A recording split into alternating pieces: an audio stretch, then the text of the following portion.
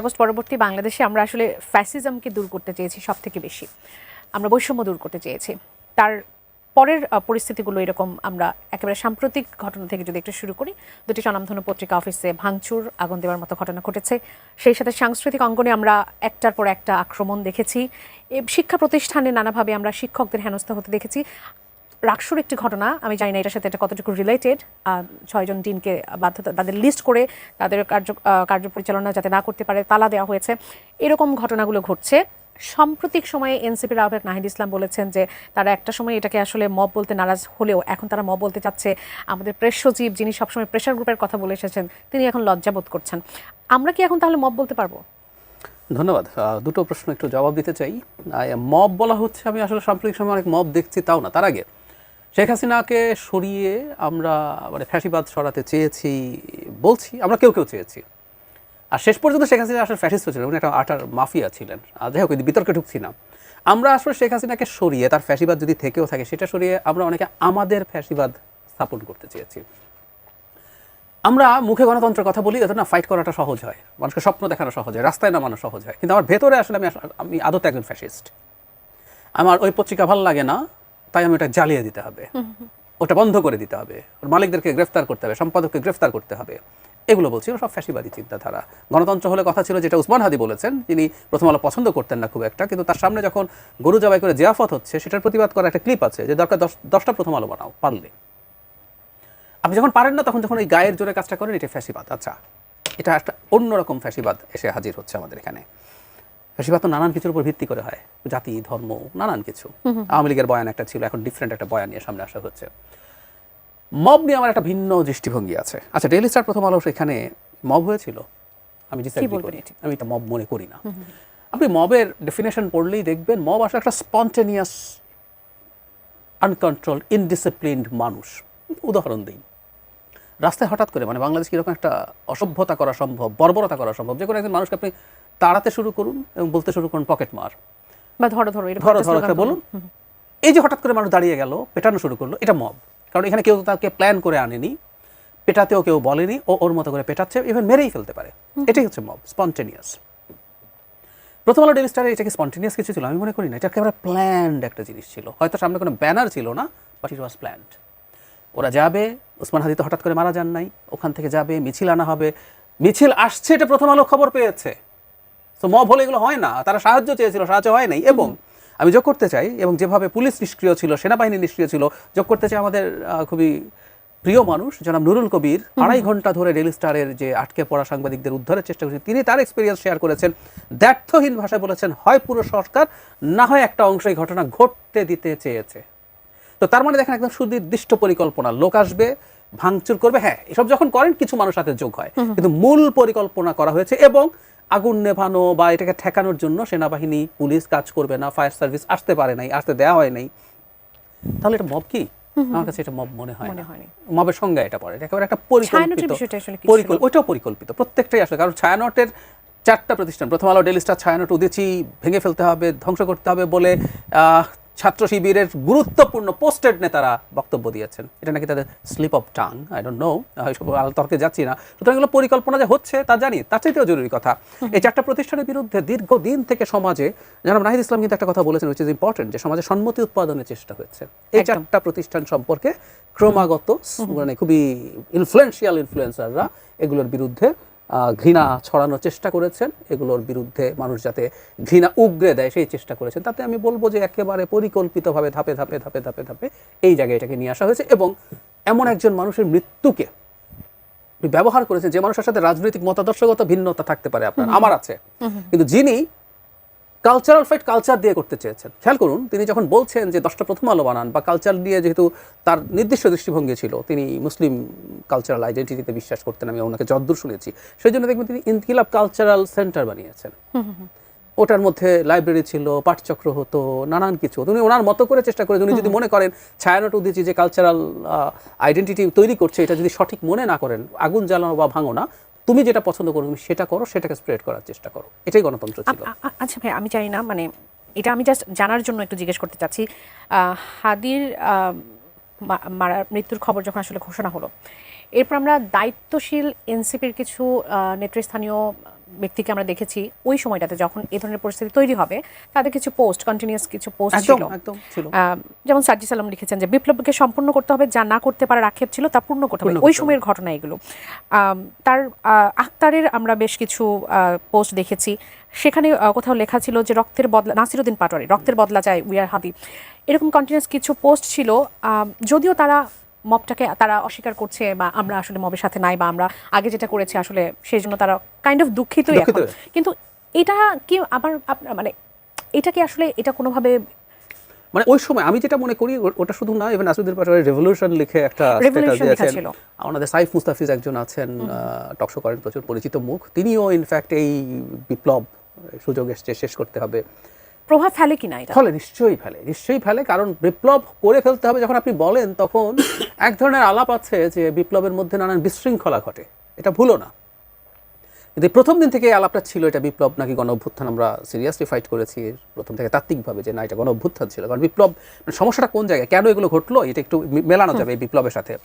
5 August পরবর্তী সময় একটা গ্রুপ, এর মধ্যে একজন গুরুত্বপূর্ণ পাবলিক ইন্টেলেকচুয়াল আছেন, তার সাথে কানেক্টেড মানুষজন যারা সরকারের ভেতরে আছে, যেটা মানে নুরুল কবি যে বলছেন, সরকারের একটা অংশ আছে, সরকারের বাইরে থাকা ইনফ্লুয়েন্সিয়াল মানুষ আছে, দেশের বাইরে থাকা ইনফ্লুয়েন্সার আছে, সবাই মিলে এটাকে বিপ্লব বলার চেষ্টা করেছেন। বিপ্লব বলার উদ্দেশ্যটা কি, এর মধ্যে যে একটা মারাত্মক ষড়যন্ত্র আছে, এটা অনেকে শুরুতে ধরতে পারেননি। এর যেহেতু বিপ্লব, একটা বিপ্লবী সরকার হবে, খেয়াল করবেন ওই পাবলিক ইন্টেলেকচুয়াল ডক্টর ইউনূসের প্রেসিডেন্টের কাছে শপথ নেওয়ার বিরুদ্ধে কথা বলেছেন শপথ নিতে হবে শহীদ মিনারে, কোনো একজন শহীদের বাবা বা মায়ের হাতে রেখে সংবিধান বাতিল করে দিতে হবে, তারপর ডিক্রির মাধ্যমে দেশ চলবে, আস্তে আস্তে সংবিধান লেখার জন্য তারও আগে ওই যে গণপরিষদ নির্বাচন হবে, তারপর সংবিধান লেখা হবে, তারপর দেশের নির্বাচন হবে। তো দীর্ঘ সময়ের জন্য বাংলাদেশের পাওয়ার গ্র্যাব করার একটা প্ল্যান ছিল, সেটা আসলে হতে পারেনি। এবং এটা যাদের কারণে হতে পারেনি, উপদেষ্টাদের মধ্যে যিনি এটার কারণে এটা বাধা হয়ে দাঁড়িয়েছেন, আরেকজনের নাম বলবোই যদি, সেনা প্রধান, তাকে তারা মনে করেন যে তিনি এটা হতে দেন নাই। তো যারা ব্যারিয়ার, যারা এটার বিরুদ্ধে কথা বলেছেন, তারা প্রত্যেকে শত্রুতে পরিণত হয়েছেন। ডেইলি স্টার প্রথম আলো আসলে বাংলাদেশের সাংবিধানিক প্রসেসে গিয়ে নির্বাচনের দিকে যাক, এটাই তাদের লক্ষ্য ছিল। এখানে একটা কথা খুব জরুরি, আমি ডেইলি স্টার প্রথম আলোকে নিয়ে যখন এগুলো বলছি, আমি কিন্তু এটা মিন করছি না ডেইলি স্টার প্রথম আলো কোনোদিন ভুল করে নাই, এটা একেবারেই বলার চেষ্টা করছি না। বাংলাদেশের মতো দেশে থেকে একটা প্রতিষ্ঠান ভুল করবেন, এটা হতেই পারে না। তাদের সম্পাদকীয় নীতির ভিন্নতা তো আছেই, ভুলও আছে। আমাদের সমস্যাটা হচ্ছে ইভেন হাদির মৃত্যুর কোনো একটা নিউজ এই পত্রিকা কতটুকু দিয়েছে, এই প্রশ্ন আলোচনা করতে পারে, কিন্তু এটার জন্য ঘৃণা ছড়াতে পারে না। এটা এডিটোরিয়াল পলিসি, আমি কোন নিউজটাকে কতটুকু গুরুত্বপূর্ণ, এটা আছে, ভুলও আছে, কিন্তু তার রিয়াকশন হিসাবে এই ঘৃণা উৎপাদন এবং এই ধরনের পদক্ষেপ নেওয়া। আমি শরীফ ভাইয়ের কাছ থেকে আসতে, শরীফ ভাই একই বিষয় নিয়ে যদি একটু কথা বলি। নাহিদ ইসলাম বেশ কিছু তিনটি পয়েন্টের কথা তিনি বলেছেন। তিনি বলছেন যে এই ঘটনাগুলোর মধ্যে এনসিপির স্লোগানকে ব্যবহার করা হয়েছে। তারা বলেছেন যে সরকারের ভেতরে কারো সংশ্লিষ্ট আছে, এই কথা তিনি বলেছেন, এবং সমাজে এর পক্ষে সম্মতি তৈরি করা হয়েছে, যেমন জাহিদ ভাই বলছিলেন। এবং এখানে তিনি উল্লেখ করেছেন যে রাজনৈতিক ব্যাকআপও আছে। সবাই তো অস্বীকার করছে, সরকার অস্বীকার করছে, জামাত বলছে যে এটা আমাদের কেউ নয়, এনসিপি তাদেরকে ধারণ করছে না, তাহলে রাজনৈতিক ব্যাকআপটা আসলে কি? ধন্যবাদ আপনাকে। আপনি প্রোগ্রামটার শিরোনাম করেছেন অনেক প্রশ্ন, সম্ভবত প্রশ্ন অনেক, উত্তর আপনি অজানা, কিন্তু আমার কাছে সমস্ত প্রশ্নগুলোর উত্তর জানা আছে। আমি জানি আপনি যে প্রশ্নগুলো জানতে চান, দর্শক যেটা জানতে চায়, সেই প্রশ্নের উত্তর আমি জানি। ভারতে বাবরি মসজিদ যখন ভাঙা হয়, তারপরে পুরো ভারত জুড়ে একটা তীব্র দাঙ্গা শুরু হয়ে যায় এবং প্রায় 200-250 শহরে আগুন জ্বালিয়ে একেবারে তছনছ করে ফেলা হয়। শুধুমাত্র পশ্চিমবঙ্গে কোনো একটা জায়গায় একটা বাড়িতে একটা ঢিল পড়ে নেই তখন। তো এই ঘটনার পর ভারতের এনডিটিভি, জ্যোতি বসু তখন পশ্চিমবঙ্গের বামরা ক্ষমতায়, জ্যোতি বসু মুখ্যমন্ত্রী, তাকে জিজ্ঞেস করলো যে সারা ভারতে আগুন জ্বললো, আপনার এখানে একটা ঢিল পড়লো না কেন? জ্যোতি বসুর উত্তর ছিল যে আমার সরকার এখানে দাঙ্গা যায়নি, সেই কারণে দাঙ্গা হয়নি। তাহলে অন্য রাজ্যগুলোতে? হ্যাঁ, সেই রাজ্যগুলোতে যারা ক্ষমতায় তারা দাঙ্গা চেয়েছে, সুতরাং দাঙ্গা হয়েছে। আমি তার ওই বক্তব্যটাকে ট্রান্সফার করে এখানে নিয়ে আসছি, কাট পেস্ট করে যুক্ত করে দিচ্ছি। সরকার এই ঘটনাগুলো চেয়েছে, এবং সরকার যে চেয়েছে ক্রমশই নাহিদ ইসলাম তো এই সরকারের সঙ্গে, তার কলিগরা তো এখনো সরকারে আছে। এই সরকারের ভেতরে কাদের ভাবনা কি নাহিদ ইসলাম আমরা জানি না, কিন্তু নাহিদ ইসলাম জানে, দীর্ঘদিন তাদের সঙ্গে একসাথে কাজ করেছে। সুতরাং সরকারের মধ্যে একাধিক যে পার্ট আছে, এটি আমাদের থেকে নাহিদ ইসলামের কাছে সেটাই বলেছে। অর্থাৎ নাহিদ ইসলামের কাছে প্রত্যেককে তার এই যাদের সাথে দীর্ঘদিন প্রায় 1 বছর কাজ করেছেন প্রত্যেককে তিনি চিনেন, তার ভাবনাগুলো চিনেন, এবং সেই ভাবনার জায়গা থেকে বলছেন সরকার কোনো পদক্ষেপ নেয়নি। এবং ওই যে জ্যোতি বসুর কথা বললাম, সরকার যখন চেয়েছে, সরকার চায় বলেই ওইখানে যেমন দাঙ্গা হয়, সরকার চায় বলে এখানে হামলা হয়। আপনি জাহিদ ভাই অনেকটা বলেছেন, আপনি ঘটনাগুলো দেখেন। জাহাঙ্গীরনগর বিশ্ববিদ্যালয়ের ছাত্র শিবিরের সেক্রেটারি ঘোষণা দিচ্ছে তছনছ করে দিব, রাজশাহী বিশ্ববিদ্যালয়ের ভিপি সে ঘোষণা দিচ্ছে আগুন জ্বালিয়ে দিব, ঢাকায় মিছিল আসছে, পুলিশকে ডাকা হচ্ছে, পুলিশ বাধা দিচ্ছে না, তারপরে গিয়ে পোড়ানো হচ্ছে, লুটপাট করা হচ্ছে। সামনে রাখা হয়েছে কাকে? হাদিকে। হাদির লাশ সামনে রেখে মূলা লুট হচ্ছে, ফুলকপি লুট করা হচ্ছে, কম্পিউটার লুট করা হচ্ছে। অর্থাৎ এরা কত বড় একটা বদমাইশ। একটা মানুষের মৃত্যুকে স্বাভাবিকভাবে, তোর যদি ন্যূনতম একটা মানুষের প্রতি শ্রদ্ধাবোধ থাকে, তোর তো তার জন্য প্রার্থনা করার কথা। এই যে সুযোগটা, এই সুযোগটা ব্যবহার করার যে স্পেসটা কে করে দিয়েছে? সরকার করে দিয়েছে। কেন? এই সরকার আজকে প্রথম আলোর ডেইলি স্টারের ঘটনার পর 11 জনকে গ্রেপ্তার করেছে। আমি পরিষ্কার মনে করি এটি আইওয়াশ। এবং এই সরকারের একটা প্রবণতা হচ্ছে, সে সোশ্যাল মিডিয়ার লাইক কমেন্টস দেখে সরকার পরিচালনা করে, ইউটিউবের কোন ভিডিওটার ভিউয়ার কত সেই অনুযায়ী সরকার পরিচালনা করে, এবং যখন দেখে পাবলিক বিক্ষুব্ধ হচ্ছে তাৎক্ষণিকভাবে একটা সিদ্ধান্ত গ্রহণ করে পাবলিকের সাথে ধোঁকাবাজি করে। রাজবাড়িতে কবর থেকে লাশ তুলে পুড়িয়ে ফেলার পর 7-8 জনকে গ্রেপ্তার করেছে, ময়মনসিংহে 11 জনকে গ্রেপ্তার করেছে, এখানে 14 জনকে গ্রেপ্তার করেছে। পরশুদিন, তারপরের দিন, আগামী সপ্তাহে দেখেন পুরো ব্যাপারটা থেমে যাবে। কারণ সরকার এগুলো গ্রেপ্তার হোক, বিচার হোক, সরকার তো চায় না। ফিলোসফিক্যালি তো সরকারের একটা বড় অংশ এটার সাথে জড়িত। যখন অনবরতভাবে মানুষকে ধরে পিটিয়ে মেরে ফেলা, নারীদেরকে রাস্তার মধ্যে অপমান করা, তখন প্রেস উইং এর পক্ষ থেকে, এবং যাকে বাংলাদেশের একেবারে প্রধান উপদেষ্টার কাছাকাছি মনে করা হয়, সেই ভদ্রলোকই তো বলেছেন যে এটা হচ্ছে প্রেশার গ্রুপ। আমি জাহিদ ভাই, এই যে যতদিন এটা প্রেশার গ্রুপ ছিল ততদিন যারা প্রেশার গ্রুপ বলেছে, যারা মব ভায়োলেন্স বলতে দেয়নি, তাদের নিশ্চয়ই ততদিন তাদের রেসপন্সিবিলিটি এটা ছিল যে তারা এটাকে সাপোর্ট করছে। যখন তারা দায়টা ছেড়ে দিচ্ছে, যখন তারা নিজেরা প্রেশার গ্রুপ আর বলছে না, তখন এদের নেতৃত্ব আসলে কোথা থেকে আসছে, বা তখন আসলে এদের দায়টা কাদের উপর যাচ্ছে? নেতৃত্ব যে সবসময় যারা বলেছেন তাদের হাতে ছিল তা না। মানে ওই যে বলছিলাম, বাংলাদেশকে আবার একটু ফিরে যাই, বাংলাদেশে এখনও একটা বিপ্লবী সরকার করা উচিত। আমি যে পাবলিক ইন্টেলেকচুয়ালের কথা বললাম, উনি পাবলিকলি এখনও লিখছেন নির্বাচন মানে দেশকে গৃহযুদ্ধের দিকে নিয়ে যাওয়া। মানে কি কাউন্টার ইনটুইটিভ, খেয়াল করেন। বরং নির্বাচন না হওয়া মানে দেশকে গৃহযুদ্ধের দিকে নিয়ে যাওয়া, কিন্তু উনি বলছেন সেটা প্রকাশ্যে লিখছেন, বলছেন, ক্রমাগত বলে যাচ্ছেন। আমি বাংলাদেশে এই আবারও বলছি, আমি মব বলছি, প্রত্যেকটা মানে একটা টার্ম এখন বাংলাদেশে আমরা ইউজ করব, পরিকল্পিত মব। মানে মব পরিকল্পিত হতে পারে না, কিন্তু এটা পরিকল্পিত মব। মব কথাটা এরকম, এগুলো পরিকল্পিত মব। আর এই দুটা কিন্তু একেবারে অপোজিট ওয়ার্ড। মবের সাথে পরিকল্পিত কথাটা যায় না, তারপর ফান করেই বললাম। তো এগুলো আসলে মূলত ওই অ্যানার্কিস্টদের, যারা চায় না বাংলাদেশ এখন একটা স্টেবল থাকুক, যারা চায় না সামনের দিকে এগিয়ে যাক এবং নির্বাচন হোক। মানে নির্বাচন হয়ে যাওয়া মানেই কিন্তু খেয়াল করবেন একটা শক্তিশালী সরকার চলে আসবে। আমি যদি আর স্পষ্টভাবে বলে ফেলি, জামাত খোয়াব টপ দেখে, কিন্তু আমি মনে করি না জামাত আসলে নির্বাচন জেতার কাছাকাছিও কিছু করতে পারে। সো বিএনপি জিততে যাচ্ছে যদি ফেয়ার নির্বাচন হয় মোটামুটি। তো ওই নির্বাচনের পরে সমস্যা যেটা হবে, প্রশাসন, পুলিশ সবাই কিন্তু খুব স্ট্রং হয়ে যাবে। আপনি দেখবেন এরা পুলিশ প্রশাসন যে কাজ করছে না, ইলেকশনের পর মুহূর্তেই কাজ করবে, কারণ একটা শক্তিশালী সরকার তৈরি হবে এবং ওই দলটার গ্রাসরুট পর্যন্ত তাদের সদস্যরা আছে, এবং তারাও তাদের সরকার যখন ক্ষমতায় থাকবে তারা কনফিডেন্ট থাকবে। তখন এই কথায় কথায় এসব করার সাহস আসলে আপনি দেখবেন হয়ে উঠবে না। সো নির্বাচনটা ঠেকিয়ে দিতে পারতে হবে অ্যাট এনি কস্ট, যাতে এই সব কিছু ভেঙে পড়ে। নির্বাচন যদি ভেঙে পড়ে, আসলে আমরা কোথায় যাবো এটা কোনো ঠিক নেই। এবং একটু যদি যোগ করি, প্রধান উপদেষ্টা রাজনৈতিক দলগুলোর কাছে বলেছেন ফেব্রুয়ারিতে যদি নির্বাচন না হয় তিনি দায়িত্বে আর থাকবেন না। এই কথাটা মির্জা ফখরুল ইসলাম আলমগীরের যে সাক্ষাৎকার কলকাতার এই সময় পাবলিশ করেছে সেখানে ছিল।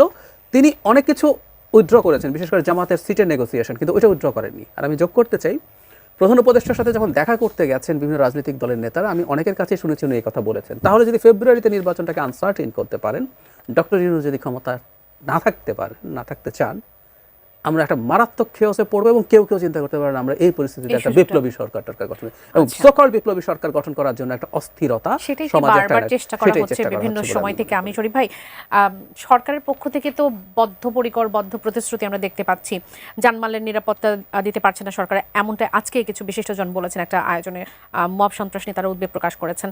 নিরাপত্তা নিয়ে শঙ্কা নেই, স্বরাষ্ট্র উপদেষ্টা এমনটা বলেছেন যে নিরাপত্তা নিয়ে কোনো শঙ্কা নেই। আর ভীতিমুক্ত নির্বাচন আয়োজনে সরকার বদ্ধপরিকর, সেটিও তিনি বলেছেন। আবার টিআইবি নির্বাহী পরিচালক তিনি বলছেন যে মব ভায়োলেন্সের শক্তিকে ক্ষমতার স্তম্ভ বিবেচনা করেন রাষ্ট্রের দায়িত্ব অধিষ্ঠিতরা। জাহিদ ভাই যদিও ক্লিয়ার করেছেন, আমি একটু আপনার কনসেপ্ট একটু জানতে চাইবো। আমি এই যে টিআইবির ইফতেখারুজ্জামান অন্যান্য যারা কথাগুলো বলেছেন আমি শতভাগ একমত, এবং তাদের পক্ষে আমি প্রমাণও দিয়ে দিতে পারি আপনাকে। রাজশাহী বিশ্ববিদ্যালয়ের উদাহরণ আপনি দিয়েছেন। একটা বিশ্ববিদ্যালয়ের শিক্ষক পদত্যাগ করবেন, এইটা বিশ্ববিদ্যালয়ের অথরিটির ব্যাপার।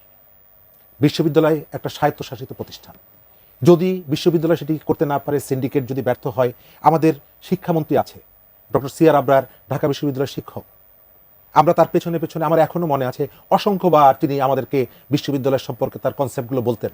মল চত্বর থেকে তার বাড়ি পর্যন্ত আমরা তার পেছনে পেছনে ভালো ভালো কথা শুনতে শুনতে হেঁটেছি। সেই সুবচনগুলো তিনি নির্বাসনে পাঠিয়ে দিয়েছেন। তিনি কি দেশে আছেন কিনা জানি না। 3 দিন ধরে বিশ্ববিদ্যালয়ের একজন ছাত্রনেতা, নির্বাচিত ছাত্রনেতা, তাকে ভোট দেওয়া হয়েছে ছাত্রছাত্রীদের কল্যাণের জন্য। কোন শিক্ষক কোথায় দায়িত্ব পালন করবে এটি ইউজিসি দেখবে, এটি শিক্ষা মন্ত্রণালয় দেখবে, এটি বিশ্ববিদ্যালয়ের সিন্ডিকেট দেখবে। তিনি লিস্ট করে নিয়ে যাচ্ছেন, পদত্যাগ করতে হবে। এই ভদ্রলোক তার আগে একজন শিক্ষকের দাড়ি ধরে টেনেছিলেন, মনে আছে?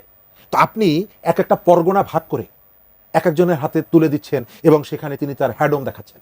আমি শিক্ষার্থীদের কাছে অনুরোধ করব যে মাত্র 1 মাস, 1.5 মাস, 2 মাস আগে যে স্বপ্ন তারা দেখে এই নেতৃত্বকে নির্বাচিত করেছে, তারা কি বুঝতে পারছে যে সেই নেতৃত্ব এখন মূলাচুরির নেতৃত্ব দিচ্ছে? তারা ভোট দিয়ে যে বেটার লিডারশিপ এস্টাবলিশ করার জন্য যে উদ্যোগটা নিয়েছিল বিশ্ববিদ্যালয়ে, এটি ভালো একটা উদ্যোগ ছিল। আমরাও বলেছি যে ছাত্র সংসদ নির্বাচন হওয়া দরকার, তাদের ভিতর থেকে নেতৃত্ব বেরিয়ে আসুক। যে নেতৃত্ব বেরিয়ে এসেছে, কেউ কিন্তু নির্বাচনগুলো নিয়ে নানা রকমের প্রশ্ন তোলার পরেও মানুষ কিন্তু এটিকে গ্রহণ করেছে, অ্যাপ্রিসিয়েট করেছে যে তারা ভালো কিছু করুক। এখন ভালো কাজের মধ্যে আমি দেখতে পাচ্ছি কারণ বাজারে এসে তারা মূলা, লাল শাক ইত্যাদি লুটপাটের সাথে জড়িয়ে পড়ছে। এবং এই ছাত্রনেতারা, শহীদুল্লাহ হলের কোন ছাত্রনেতা, ইলেক্টেড ছাত্রনেতা, জসিমউদ্দিন হলের কোন দেখলাম যে সংসদের নেতা, তারা এসে এইখানে তাদেরকে দেখা গেছে এবং বলছে আমরা দেখতে এসেছিলাম। এই যে ঘটনাগুলো ঘটানো হচ্ছে, জাহিদ ভাই যথার্থ বলেছেন। একটা অংশ বসে আছে, মোচে তা দিচ্ছে যে সময় তো শেষ হয়ে গেল, 1 বছর, 12 মাস, 13 মাসে আর কতটুকু খেতে পারলাম। এই যে এনসিপির কথা বললেন, এনসিপির ভিতরে অনেকগুলো মত আছে। আজকে নাহিদ ইসলাম যেটা বলেছে, আমি যদি নাহিদ ইসলামের দল করতাম, আমি তার কাছে প্রথম প্রশ্ন করতাম, সার্জিস আলম যে স্ট্যাটাস দিয়েছে, নাসিরউদ্দিন পাটোয়ারি যে স্ট্যাটাস দিয়েছে, ওই দিনকার পরিস্থিতি উত্তপ্ত করার ক্ষেত্রে এটি জ্বালানি হিসাবে কাজ করেছে। এবং দেশের বাইরে থেকে যারা অনবরত এখানে এক ধরনের টেনশন ক্রিয়েট করার চেষ্টা করছেন, তাদের নিয়ন্ত্রণ করার চেষ্টা করছেন, তাদের বক্তব্যের সাথে এই সমন্বয়কদের বক্তব্য মিলে যায়। সুতরাং আজকে যদি এনসিপির কোনো নেতা এই ধরনের একটা পরিস্থিতিতে পাবলিকের যে রিপারকাশনটা হচ্ছে, এটিকে যদি ক্যাশ করার জন্য তিনি ভালো সাজার চেষ্টা করেন, তাহলে এই প্রশ্নগুলোর উত্তর তাকে দিতে হবে। কারণ তার দলের মধ্যে আমরা যেটা দেখতে পাচ্ছি, এক একজনের এক এক ধরনের মত, এক ধরনের ভাবনা, তারা একটা জায়গায় যদি না আসতে পারে, এই যে আজকে যে কথাগুলো বলছে, এই কথাগুলো মানুষ দাম দিবে না। উদিচি অফিসে তারা গিয়েছিল, উদিচি অফিস থেকে তাদের সামনে যে বিক্ষোভ হয়েছে, এর ভেতর থেকে তাদের বোঝা উচিত। এবং সরকারের নীরবতাটা দেখেন। ডেইলি স্টার প্রথম আলোতে আগুন দেওয়ার পর, যদিও সেখানে যারা আগুন দিতে এসেছে, আমার ধারণা একজন একজন করে যদি ডেকে জিজ্ঞেস করা হয় যে ডেইলি স্টারের কোন নিউজটা তোমার মনে হয়েছে দিল্লির স্বার্থ রক্ষা করছে, 99 জন বলতে পারবে না যে সে আসলে ওখানে পারিওনি। আমরা বেশ কিছু ইন্টারভিউ দিয়ে দেখেছি, সেখানে চেয়ার নিয়ে বলছে যে এই চেয়ারকে হাদি ভাইকে বসতে দেওয়া হয়নি, সেজন্য আমরা এখানে আগুন লাগাতে এসেছি। এরকম ইন্টারভিউ আমরা ঘটনা দেখেছি। তো এই জায়গাটায় এনসিপির যদি মনে করে যে তারা একটা ফ্রেশ পলিটিক্স করতে চায়, তারা একটা ভালো রাজনীতি করতে চায়, তাহলে তাদের ঘরের মধ্যে এই যে দুষ্টদূর যারা আছে এদেরকে বের করতে হবে। ওই যে ডেইলি স্টারে আগুন দেওয়ার পর উদিচির পক্ষ থেকে বলা হয়েছিল নিরাপত্তার জন্য, উদিচি পরের দিন সন্ধ্যায় আগুন দেওয়া হয়েছে, তখন পর্যন্ত পুলিশ সেখানে যায়নি। তাহলে আপনার প্রশ্নের উত্তর যে আমি বললাম যে সরকার চেয়েছে বলে এই ঘটনাগুলো ঘটেছে। একদম পরিষ্কার। অসংখ্য ধন্যবাদ। একটা বিরতি নেবার সময় হয়ে গেছে। সুপ্রিয় দর্শক, একজন দর্শকও আছেন, তার প্রশ্ন নিয়ে একটু বিরতিতে যাই। দর্শক স্বাগত জানাই। কে বলছেন, কোথা থেকে বলছেন, আপনার প্রশ্নটি করবেন। জি, আসসালামু আলাইকুম। ওয়ালাইকুম সালাম। জি, আমি ময়মনসিংহ থেকে আহমেদ বলতেছিলাম। জি, আপনার প্রশ্ন করবেন। জি, আমি সম্মানিত 2 জন আলোচকের কাছে বলতেছি, এই আজকে নিউজে দেখলাম এই গণ অধিকার পরিষদের এই নুরুল হক নূর, সাধারণ সম্পাদক রাশেদ খান, এনাদেরকে নিরাপত্তার জন্য গানমান দেওয়া হইতেছে। এখন আমার প্রশ্ন হইলো ওনাদের কাছে যে এরা 2 জন যে মানের নেতা, এনাদেরকে গানম্যান দিয়ে দেওয়া হয় কি বলে নিরাপত্তার জন্য, বাংলাদেশের প্রত্যেক নাগরিকের গানম্যান দেওয়া উচিত নিরাপত্তার জন্য, প্রত্যেক ভোটারদেরকে। তারা যে নেতা সারা বাংলাদেশ মেলা তারা 200 বুড়ো পাই হয়েছে না, এই সব নেতা আপনারা কেমনি করে গানম্যান দেন সরকার? এটা কি শেখ হাসিনার ইয়া করলে শেখ হাসিনার দুর্নাম করলে ভারতের দুর্নাম করলে ওনারা বড় বড় নেতা দেশটাকে একটা ফাইজলামি হয়েছে।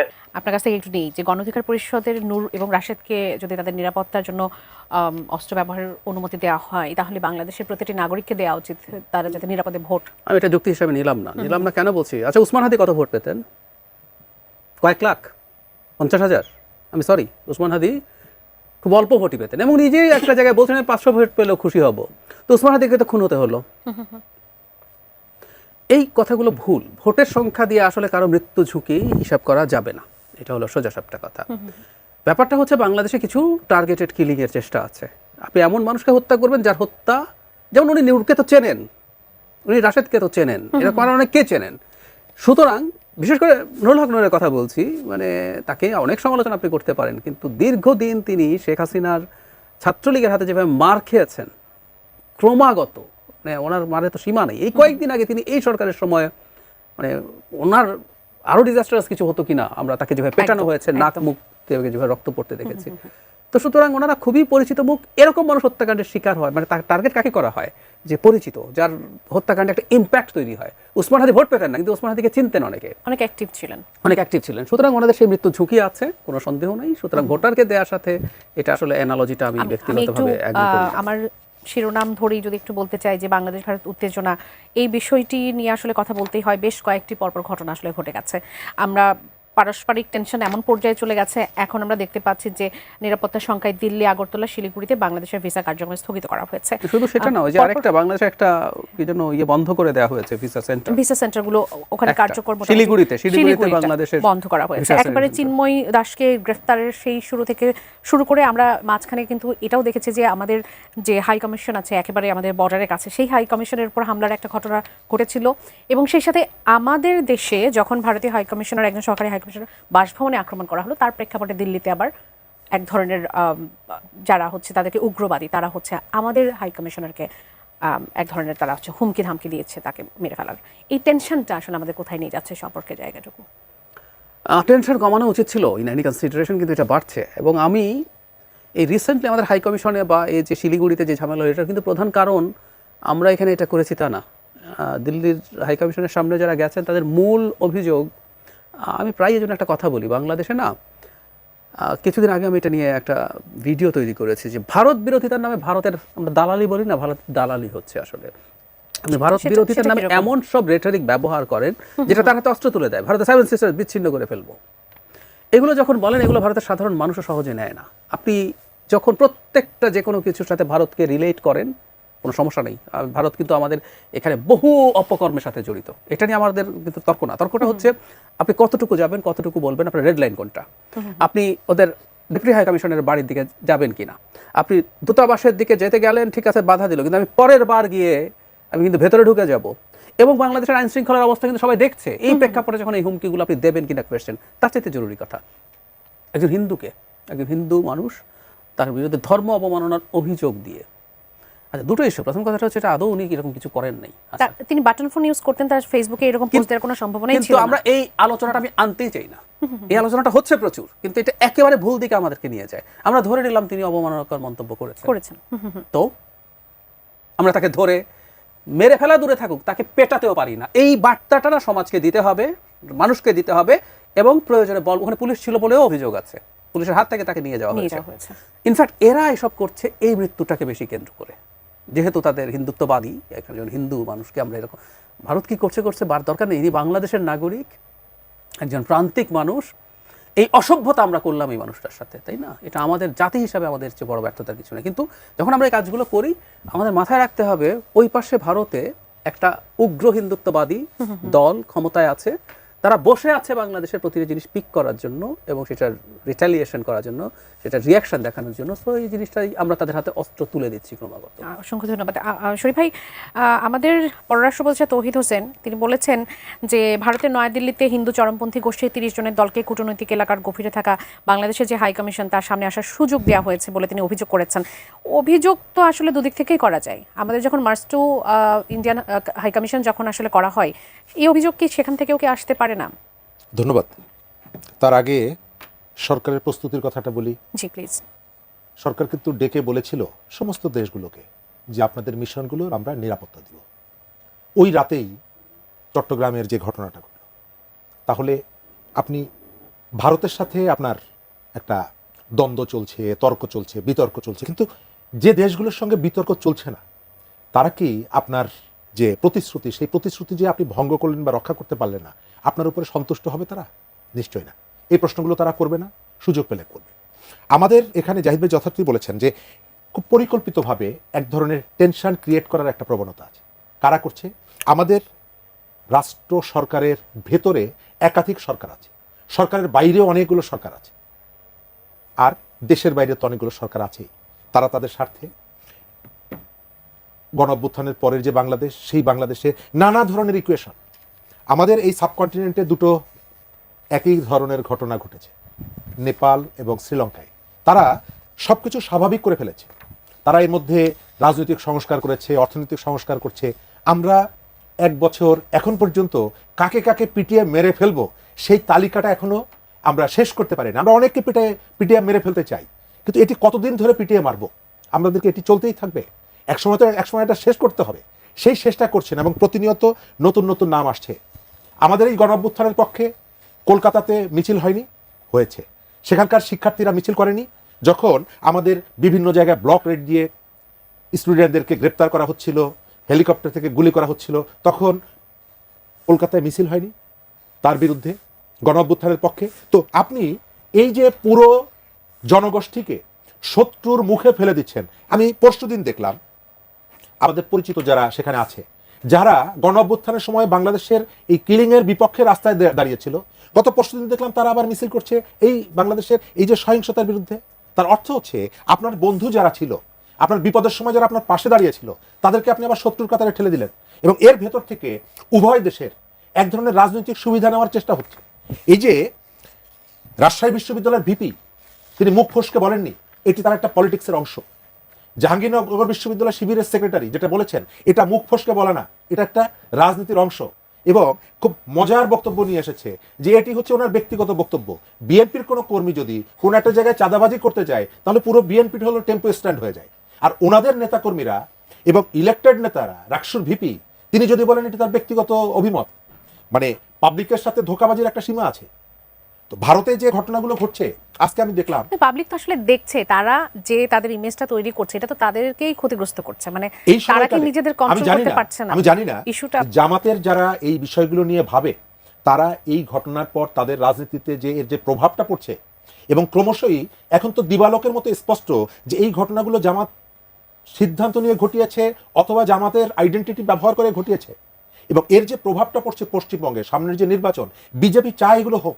আজকেও দেখলাম শুভেন্দু অধিকারী একেবারে হুঙ্কার দিচ্ছে, এটা করব সেটা করব। বাংলাদেশের এই আচরণগুলো যত বেশি হবে, এই ঘটনাগুলো যত বাড়বে, তত পশ্চিমবঙ্গে এই যে আরএসএস এর প্রভাবিত বিজেপির সরকার প্রতিষ্ঠার ক্ষেত্রে তত সহজ হবে। আপনি সেই সহজ পথটা করে দিচ্ছেন। সেখানে তুলনামূলকভাবে লিবারেল যে ফোর্স আছে, সেখানে যে প্রোগ্রেসিভ ফোর্স আছে, সেকুলার ফোর্স আছে, তাদেরকে স্টিয়ারিং থেকে বাইরে নিয়ে এসে আপনি স্টিয়ারিংয়ে বিজেপি যাতে বসতে পারে তার ধরনের একটা আয়োজন করে দিচ্ছেন। এবং আমার শঙ্কা যে আপনাদেরকে গোপনে গোপনে উভয় পক্ষের মধ্যে একটা সংযোগ আছে যে ওপার তুই যাবি, এপার আমি আসবো, আমরা এই ইস্যুগুলোকে অ্যাড্রেস করব, আমি এখানে টেনশন ক্রিয়েট করব তোর বিরুদ্ধে, তুই টেনশন ক্রিয়েট করবি আমার বিরুদ্ধে। পাবলিক যারা তার সাথীর মৃত্যুর পরে আবেগে আপ্লুত হয়ে মূলাচুরি করে, ওই পাবলিককে তো কনভিন্স করাটা সহজ, তাকে উত্তেজিত করাটা সহজ, এটাকে ব্যবহার করব। জাহিদ ভাই, আসিফ মাহমুদ সজীব ভুঁইয়া তিনি তার মনোনয়নপত্র তুলেছেন এবং এরপরে তিনি বলেছেন যে যারা প্রার্থী তারা তো বটেই, সেই সাথে গণঅভ্যুত্থানের যারা নেতা তারা হচ্ছে নিরাপত্তা ঝুঁকিতে আছে, এবং নিরাপত্তা ঝুঁকিটা এমন যে তিনি স্বাভাবিকভাবে প্রচারণায় অংশ নিতে পারছেন না। অংশ নিতে যদি না পারেন, এই যে নিরাপত্তা ঝুঁকি সেটি আসলে কিভাবে কমবে? এবং আমি একটু এখানে উল্লেখ করতে চাই, আমাদের সিএম নাসিরউদ্দিন তিনি বলেছেন যে ভোটের দিন যত এগিয়ে আসবে ভয় তত কেটে যাবে। এটা কি মানে অটোমেটিকভাবে কেটে যাবে? আপনার কাছে কি মনে হয়? আমি আসলে জানি না, আছে কিনা আমি জানি না, সাংবাদিকদের উচিত ছিল সম্পূর্ণ প্রশ্ন করা। আচ্ছা, জনাব আসিফ মাহমুদ সম্পর্কে বলি, নির্বাচনের প্রার্থী না, ওনার ডাবল ঝুঁকি আছে, আসলেই আছে। শেখ হাসিনার স্পিচ যদি আপনি ফলো করেন, আমি মন দিয়ে শেখ হাসিনার কথা শুনি যতটা সম্ভব, ইদানিং তো প্রায় প্রতিদিনই উনি কথা বলেন, তার তীব্র ক্ষোভের তালিকা আছে। সমন্বয়করা এভাবেই বলেন এখনো, উপদেষ্টা পরিষদ আছে, আর দুজন ব্যক্তি ডক্টর ইউনূস এবং তারেক রহমান। খুন তো একটাও নাকি ওনার পুলিশ বা উনি ওনার নির্দেশে হয়নি। যত মারা গেছে 1400 1000 যাই বলি কেন, এগুলো নাকি সব ভেতর থেকে গুলি করা হয়েছে। নির্দেশ দিয়েছেন ডক্টর ইউনূস এবং তারেক রহমান, এবং ডক্টর ইউনূস একটা কথা উনি ব্যবহার করেন, মিটিকুলাস ডিজাইনের মাধ্যমে এটা করা হয়েছে। সো এরা টার্গেটে থাকবে, এতে কোনো সন্দেহ নেই। কিন্তু এই যে দেখলেন গানম্যান দেওয়া হচ্ছে, অস্ত্র কেনা সহজ করে দিচ্ছে লাইসেন্সের জন্য, প্রার্থীরা যারাই যাবে তাদেরকে দিয়ে দেওয়া হবে।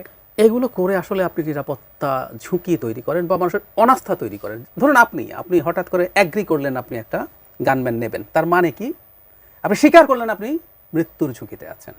সো এই কাজগুলো যখন আপনি করছেন, এবং আমার নিরাপত্তা আমাকেই বিধান করতে হবে, আমার নিরাপত্তা আমি আপনাকেও না, আসলে আপনার নিরাপত্তা আপনি কেন বিধান করবেন? আমরা স্টেট পুষি কেন, আমরা পুলিশ পুষি কেন? আমাকে গান দেওয়ার উদ্দেশ্যটা কি? গান দেওয়ার, এটাই বলছি, গান দেওয়ার উদ্দেশ্য মানে হচ্ছে আপনার বাইরে সমস্যা আছে, আপনি নিরাপত্তা পরিস্থিতি কন্ট্রোল করতে পারেন নাই, তাই আপনাকে আমি বাঁচানোর চেষ্টা করছি।